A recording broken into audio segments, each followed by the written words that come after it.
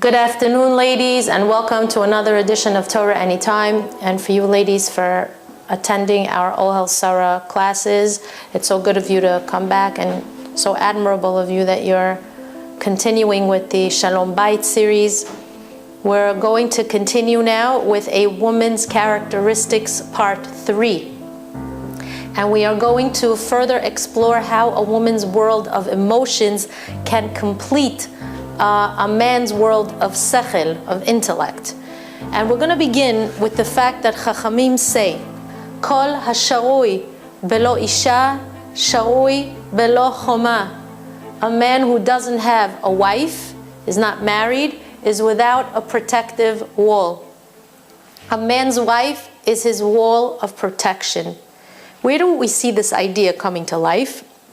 If you ever noticed, when a couple gets married, especially an Ashkenazi couple, you'll notice that the Kala walks around her Chatan 7 times as he stands there under the chuppah. Why does she have to circle around him all those times?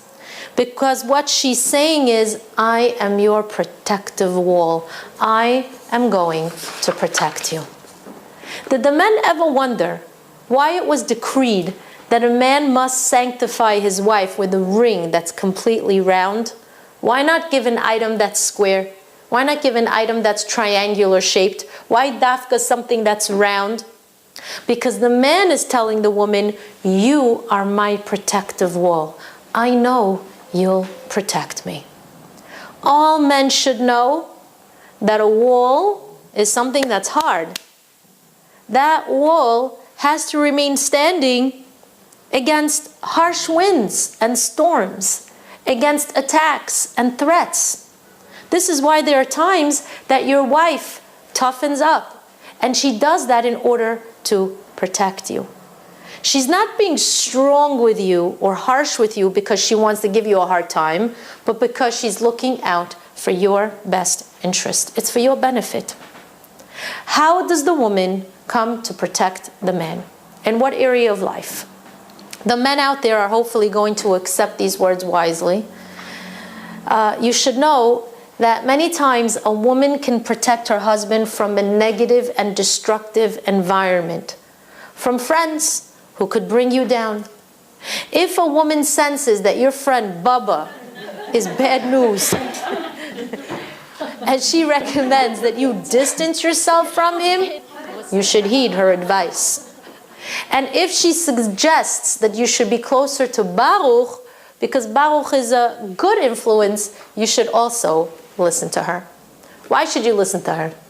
Because Chachamim explain that a woman has a deep intuition that allows her to diagnose people and to determine whether or not they're going to elevate you or, God forbid, the opposite.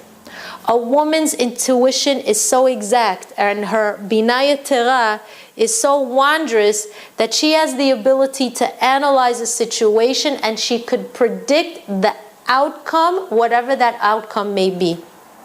But where do we see that a woman's intuition is greater than that of a man's? Imagine the following experiment. Imagine I call up to the stage 2 men who don't know each other, and we sit them at opposite sides of the table. And we're going to let them talk for 3 hours. And these guys spoke and they laughed. 3 hours are over, and I ask one of them, please leave the room. And after 2 minutes, I ask the other one who stays, I say, sir, can you please tell me what color shirt that guy was wearing? He starts to think. He says, actually, I think it's black. No, maybe it's white. It's probably something in between. I don't remember. Okay, no problem. Can you tell me what kind of shoes he was wearing? Now the guy's bewildered. He says, I really don't remember. What kind of question is that? Am I talking to his shoes or am I talking to him? 3 hours these 2 men were talking, and the man has a hard time describing the person who sat in front of him.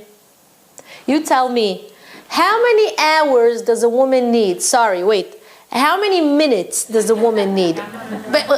Sorry. How many seconds does a lady need in order to describe the woman who passed her by, not the woman she schmoozed with, The woman who passed her by, how long does she need to determine who this lady is? A woman notices everything and she could break it down for you in detail. She meets somebody on the streets for a minute, and while she's talking, she's already scanning her friend from top to bottom, and she's thinking in her mind while she's talking to the friend for a minute and she's scanning her, she's already thinking, you know, she needs to wax her eyebrows. What's with that color lipstick? She's still wearing those shoes from 1865. Oh, I like her pearl earrings. They're not too short, not too long. Oh, the blue silk scarf with the green polka dots and the red swirls. A little too loud, but at least it complements that cotton navy blouse with the white fringes and the gray pockets. Oh. And if her friend is pregnant, she gives her friend a free ultrasound and she already knows what her friend is going to have, whether it's going to be a boy or a girl. You see the difference, guys? Your wife is an extremely intricate computer. She's an extremely intricate machine. She has very delicate sensors. You should take advantage of her intuition. I'm going to give you an example of something that took place 2,700 years ago, and then I'm going to give you an example from this generation. 2,700 years ago, there was a famous Navi who makes his appearance still today at every one of our circumcisions, at every Brit Milah. His name is Eliyahu HaNavi, Elijah the prophet. Eliyahu HaNavi had a very loyal assistant and Talmid whose name was Elisha HaNavi, alav shalom. One day, they were walking down the road and a group of people approached Elisha and they said, Hayom Rabcha lakach me'alecha. Today, your rabbi is going to be taken away from you. And as they continue walking down the field, all of a sudden, a fiery chariot and fiery horses come down from the heavens. Eliyahu HaNavi turns to Elisha and he says, if you will accept my mantle upon yourself, if you take care of my cloak, you'll be greater than me twice-fold. And so it was. Eliyahu HaNavi got on that fiery chariot with the fiery horses, and as he flew upwards towards Shamayim, he threw his cloak to Elisha HaNavi. Anyway, Elisha yells out to Eliyahu HaNavi, who's on this fiery chariot with the fiery horses going up to the heavens. He says, Avi, Avi, Rechev Yisrael ufarashav. My father, the chariots of Israel and their riders. And then Eliyahu HaNavi disappeared into the heavens and became the Malach HaBrit.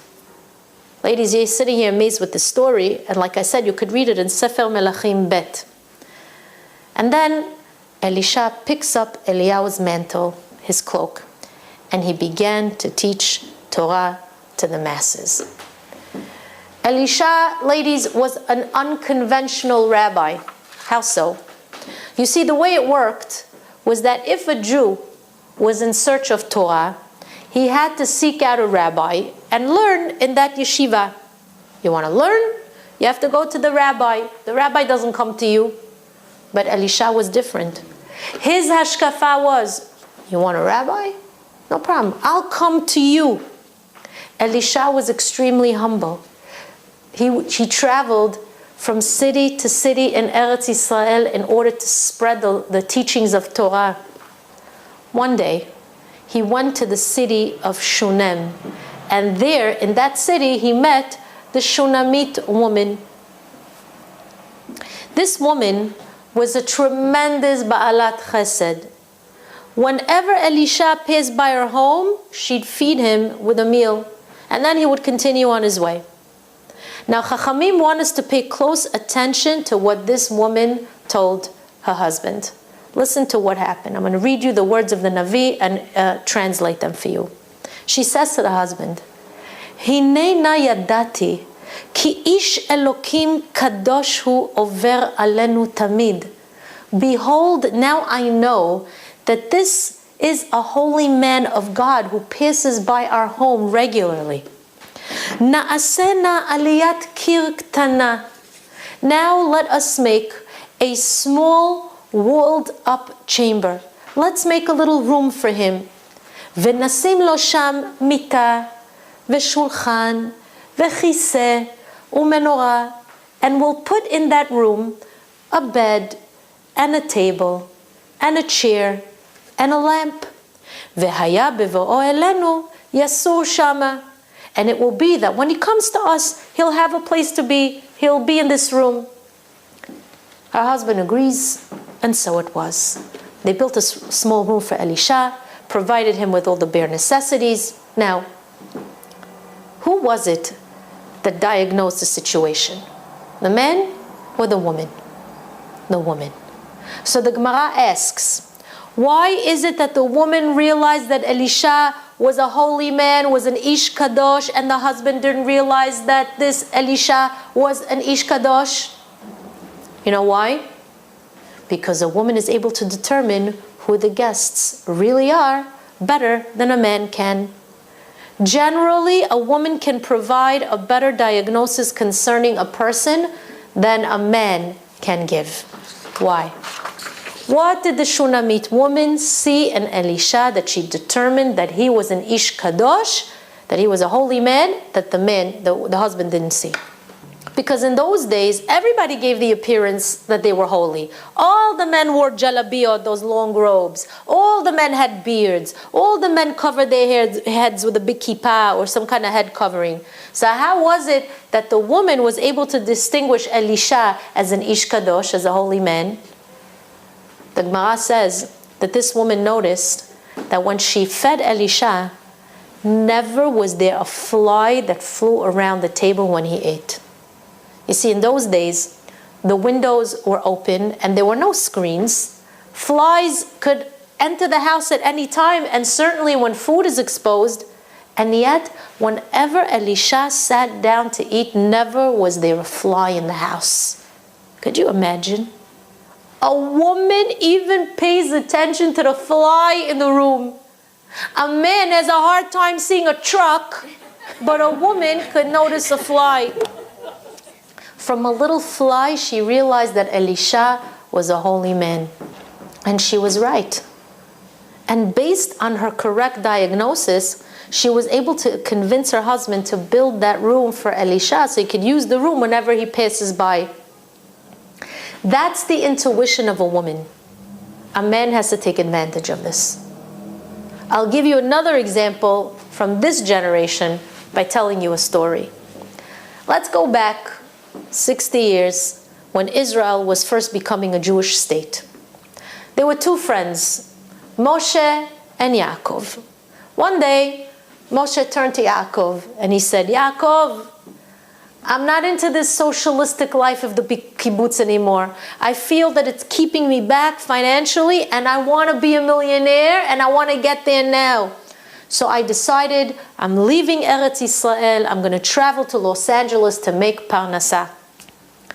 Okay, Yaakov and Moshe parted from one another, and Moshe flew to Los Angeles. It didn't take very long before Moshe became a very wealthy man. After 20 years, he was a multi-millionaire. Throughout all this time, Yaakov and Moshe were always in touch with one another. But poor Yaakov, he remained a worker of the fields. He married a simple woman, had kids, and he just stayed a simple farmer who just made ends meet at the end of the month. One day, Yaakov receives a phone call from Moshe informing him that after 35 years he's now in Israel visiting and he wants to meet with Yaakov. You could imagine Yaakov's excitement. He hadn't seen his best friend in over 35 years. So he calls his wife and he says, Miriam, please prepare supper for 3 people because I'm bringing my friend Moshe to our house. His wife didn't even know who Moshe was, but there was no time to talk. He said, I'm going to explain it to you later. And he makes his way to the Ben Gurion airport in order to pick up his friend. And of course, as Moshe is making his way out of the baggage claim area, there was no way that you could miss this guy.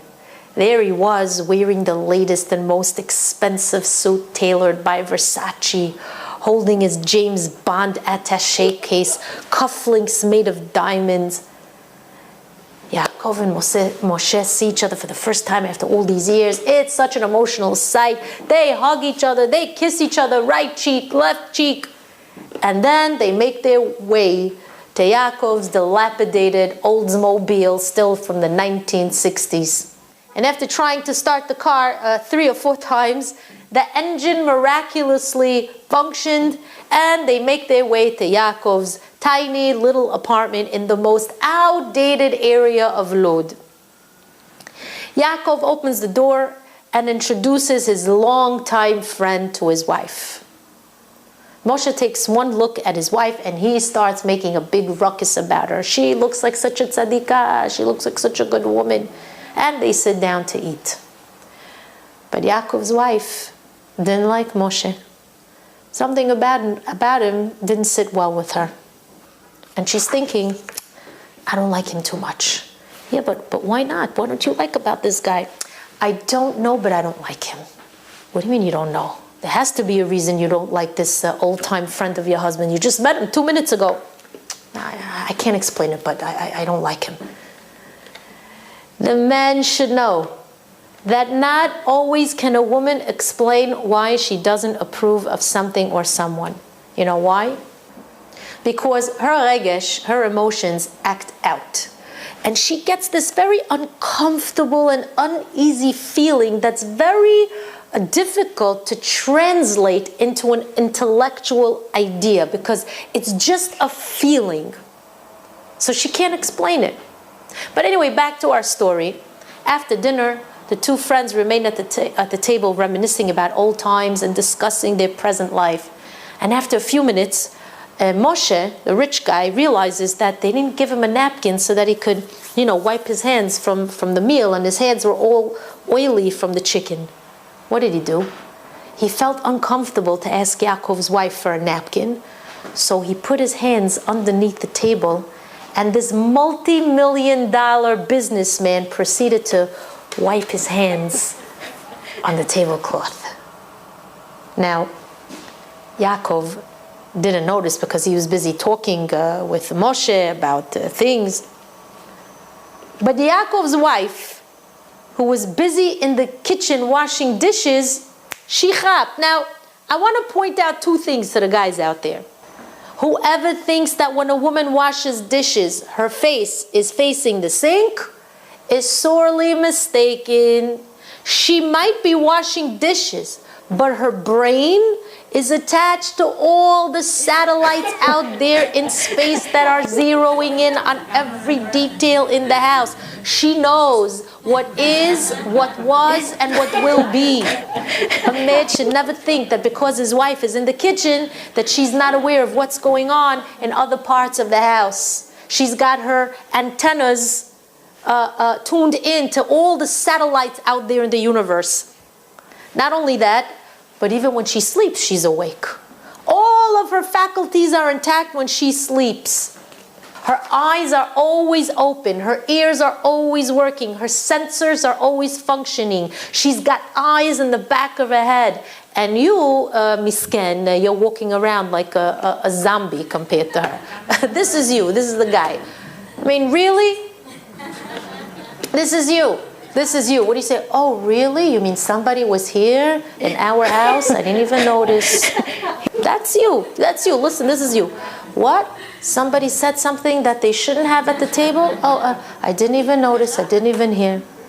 That's you. She's got the antennas up and all the world's satellite tuned into her brain. And you, I didn't realize, I didn't know, I didn't hear, I didn't see. That's the way it goes. But anyway, let's go back to our story. As Moshe was in the middle of his last stroke of wiping his hands on the tablecloth, and Miriam turned around and caught sight of him wiping his hands. And she waited patiently for him to leave. And of course, she runs to her husband Yaakov and she says, Yaakov, I have to tell you something. I just want you to know, Yaakov, I never want to see your friend in this house again. Oh, why? He says, why? And she says, because I can't explain it, but I don't want him here. And then Yaakov gets upset and he says, enough. Every time I have a friend, you claim he's not good enough. Why are you so pessimistic? You always see my friends in such a negative light. Why don't you look at the white of the eyes instead of the pupils all the time, the black? I feel completely disconnected from all my friends. I feel like I became a hermit because of you. It's like you want me all to yourself. That's why you don't want me to have friends, because you want me here all the time looking at you, being with you, eating with you, staying with you. To the men out there I say, your friend Moshe wiped his hands on the tablecloth and you didn't even notice. But your wife noticed. You understand that? Now you could say, big deal. So Moshe wiped his hands on our tablecloth. For that reason, God created a washing machine. You're mistaken. Because let me reveal to you something you may not have known. You know that a woman is in the realm of prophecy? She never learned the Choshen Mishpat. She never learned the Gemara Bava Kama. She never learned the Gemara Bava Metzia. She never learned Bava Batra. She didn't learn any of these Sfarim. But she knows a lot more than you. Because listen to what the Gemara that you learn every day writes, and that's the halacha even today. The Gemara writes, a person who without permission wipes his hands on a towel that doesn't belong to him is considered a gazlan, a thief. That's the psak in the Talmud. The Talmud warns us that whoever wipes his hands on your towels without permission, you need to be very wary of such a person. Because today he's wiping his hands on your towel without permission. Tomorrow he might take your cell phone and walk away. The next day he'll steal a few dollars from your wallet. Chachamim tell us that we have to be wary of such a person. The men out there, do you see how right Yaakov's wife was? And she was right. Now that doesn't mean that you should now disconnect yourself from someone who you've been friends with for 35 years. No. But you have to incorporate the words of the Rabbanim. Chabdeu v'chashdeu. You could give your friend honor, but at the same time, you have to be weary of him. If your wife feels a negativity concerning your friend, that means that there's something beneath all those layers that you may not be aware of. So a man should never degrade or mock his wife's intuition. I'll give you another example of a particular scenario, and you think about whether or not the wife in this scenario is correct or not. Now, there was a rabbi who once received a phone call from a woman. And she said to the rabbi, Rabbi, my husband and I decided that we're going to remove the television from our homes. So the rabbi asked why, just curious to know why. And she said, well, because I feel that the television isn't promoting our Shalom Bayit, it's doing the opposite. It's destroying not only our Shalom Bayit, but also the spirituality of the children. And I want you to know, Rabbi, that this was a mutual decision because my husband and I love each other and we want for the good of this house. So the rabbi said, oh, that's amazing. So if that's the case, what seems to be the problem? Why are you calling me? And she says, the problem is that my husband loves sports, especially soccer. So the rabbi asked, well, you have a problem with soccer? So she says, no, generally speaking, it doesn't bother me if he wants to watch a soccer game every once in a while. It bothers me where he goes to watch the soccer game. You see, Rabbi, a few houses down on our block, we have a single guy living in this apartment in what you would call a bachelor pad. And he has a huge television in his living room. And when all these men get together in that apartment, it turns into an unruly and horrible gathering. The words that are uttered in that place are inappropriate. The comments that they make about the women on the streets or whatever, it's disgusting. The entire atmosphere doesn't lend itself to a man who's elevating himself in Torah and mitzvot. And Rabbi, I begged my husband not to go because of the types of guys that congregate there in that apartment. And they're not the best influence. Not to mention the fact that it's not only men who sit in that apartment, there are women who join as well. And I don't feel right that he should be there. I don't feel it's right for him. And you should know, Rabbi, that when my husband goes to that game, he comes back a different person. He comes back like someone that me and my kids just don't recognize. But then he gets upset at me when I tell him not to go, and he thinks that I'm just trying to disconnect him from his friends and from society. I don't know what to do. So the rabbi said, is your husband home? She says, yes. He says, okay, put him on the phone so I could speak to him. So the husband comes to the phone, and right away, the guy starts talking with the rabbi. He says, Rabbi, my wife is disconnecting me from my friends. She doesn't let me spend time with them. And on top of all of that, she doesn't want me to watch a soccer game. Could you believe this? So the rabbi said, wait a second, Hamudi. When you go to your friend's house, who's there? And he says, the chevra. A bunch of single guys, some divorced guys, a couple of single girls, some divorced ladies. And the rabbi says, look, let's be open and honest here. When you're around these people, do you hear words of kedusha or inappropriate words? Not only that, but you're a married man. You think it's appropriate for you to be amid all those singles and divorced men and single ladies and divorced ladies? So he says to the rabbi, Rabbi, I'm not a baby. I know how to filter out all the words and all the things that my eye sees, and I have eyes only for my wife. The rabbi says to him, you know how to filter out all these negative influences? He says, let me give you an example. Let's say you took a long shower, put on deodorant, you put on aftershave, combed your hair with scented gel, and then you make your way all nice and clean and smelling beautifully to work. And then on your way to work, you slip and you fall into an area of the street where there was some leftover garbage from the night before. Is there any doubt that you will no longer smell as clean as you left the house? He says, Rabbi, there's no doubt. He says, why? Well, because obviously if you fall into a place that isn't clean as you are, you're going to have a bad odor. Exactly. And that's exactly what the wife was trying to warn her husband about. The men out there shouldn't be upset with their wives when they try to warn them against friends who aren't elevating their neshama. Why? Because your wife is your protective wall. She came down into this world in order to protect you. She loves you. She cares about you. Therefore, if she warns you against something or someone, or if she's pro something or someone, you should listen to her, because most often her intuition is correct. Now, let's talk about another way that a woman is her husband's protective wall. Any business venture that a man is about to invest in, any business decision, any change in his business dealings, he should discuss with his wife. Why? Because a woman understands the world of business a little bit more than what a man thinks. Yes, it's true, believe it or not. Your wife doesn't only know about the world of macaroni and cheese. There are men who degrade a woman's intelligence, and they shouldn't.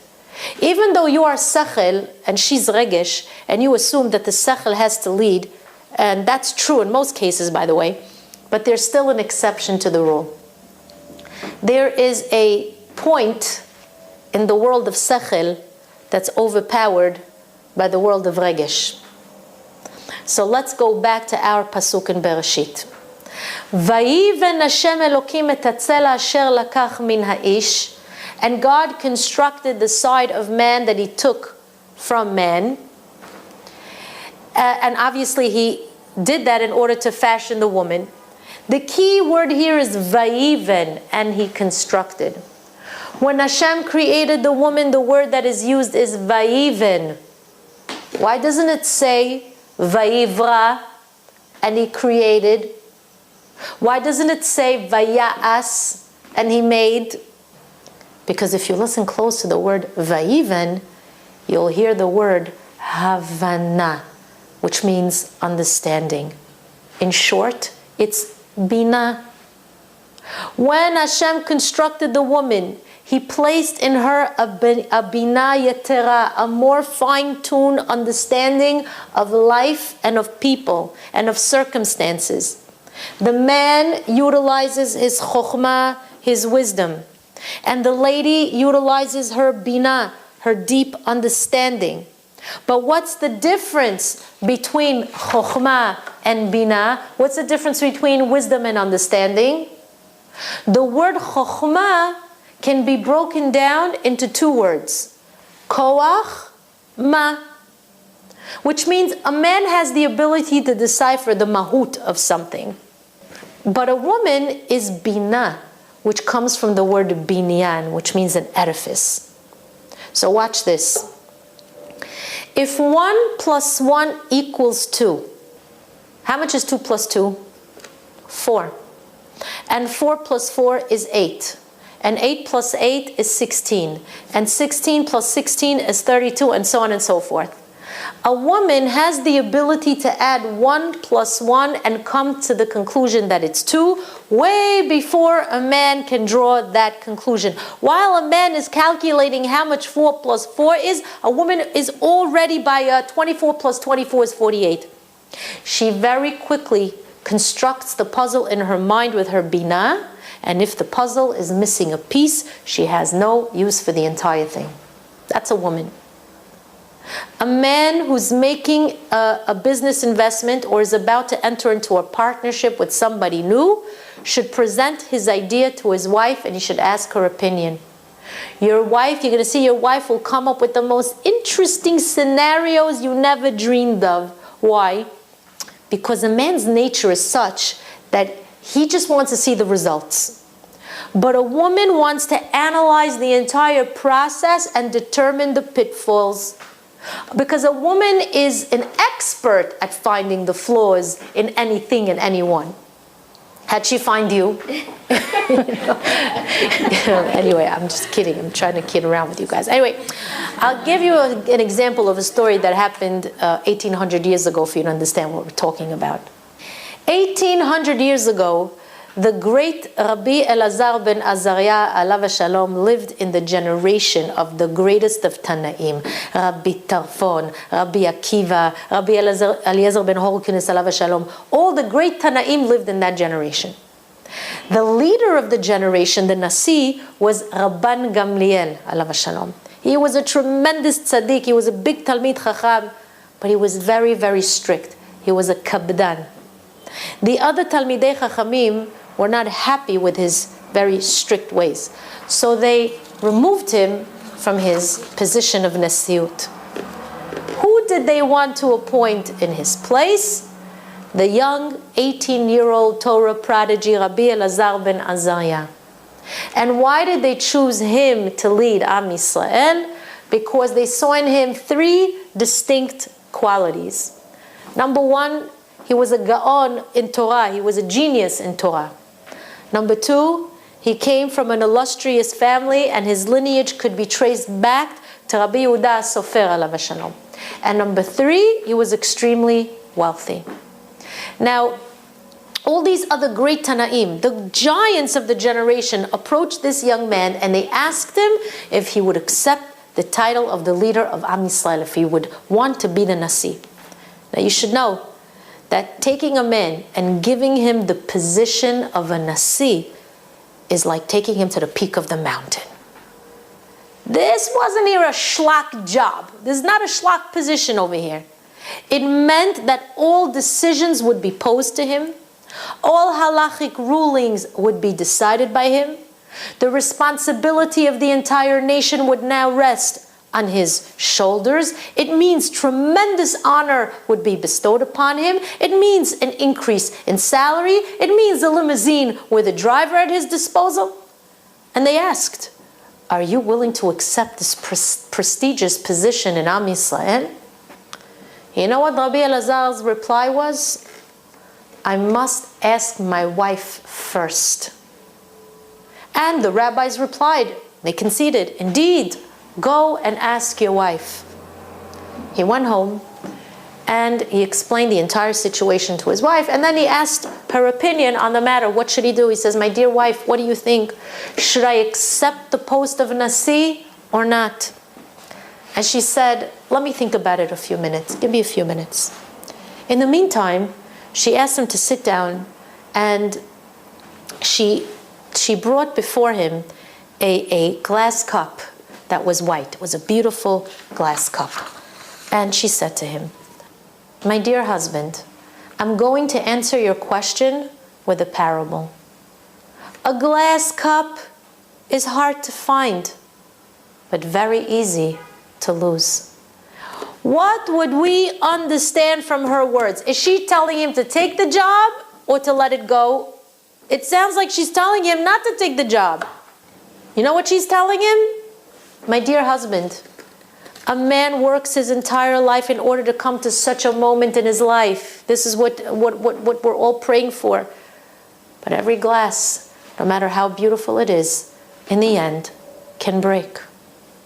My dear husband, to be the leader of Am Yisrael, to be the Nasi, is like this glass cup.